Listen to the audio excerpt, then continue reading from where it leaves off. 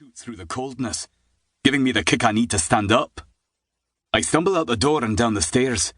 I think people are there watching me. I see them a million miles away at the edge of my vision. Guys who've been fucking in the other rooms. To them, this place is probably just a bit of fun. Bang for your buck and all that. But I went to school with Jenny T, and now I'm pissed off. Got to find out who wants me dead and why. But first, I've got this whole being shot thing to deal with. I push out through the front door and turn right. My Uncle Rab lives a mile away. Can I walk that far on this leg? One way to find out. Things keep getting blurry, and the world comes back to me in flashes. I'm lying in a doorway, trying to stand up again. Then I'm being licked in the face by a cat, as I rest on the grass outside Ibrox Library. Then, I'm banging on the doorway to Rab's building. Before I remember, he keeps spare keys under a slab in the front yard. For the nights he gets peshed and loses his own set. I let myself in and turn his shower on. Reckon I should clean up. The dog's asleep in the kitchen. Great guardian. Little black and tan boxer. Built for fighting. But Rab's gone soft and spoiled him rotten. So now he runs around just like barrels don't. I fuss the wee man's head, then stumble into the bathroom. There's blood on my hands, and it smears all over the shower dials as I turn up the warm water. Then I'm done. 2. I wake up with something like a hangover.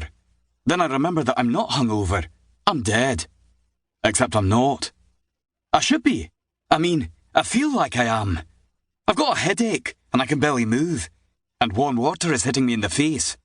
I try and climb out of the bath, but I don't have the energy. Red water is swilling down the drain. That's odd. Why is the water red? Oh yeah, blood. Oh yeah, I got shot. I'm not a doctor.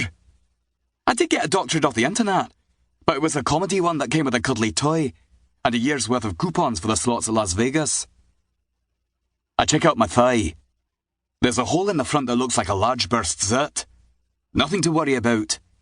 Round at the back, though, is a hole big enough to stick my thumb into. I try it just for a laugh. I don't laugh. I throw up. Note to self, don't do that again. Okay, I'm not dead, so the bullet must have missed anything that would kill me. But my skin is kind of white, and I'm moving really slow.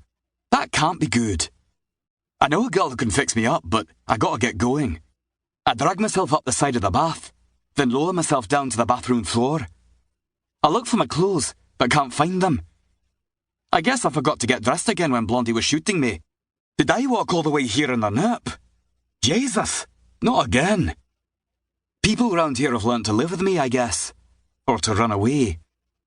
I crawl out into the hallway and pull Rab's phone down off the table. Then dial a number and explain my situation, polite-like, with a minimum of swearing. My doctor agrees to come round and get me. I can't climb up to the door buzzer, but I can make it to the front window. So I drop the keys down into the yard, so she'll be able to let herself in like I did. Then I think, fuck it, this bit of floor looks nice. 3.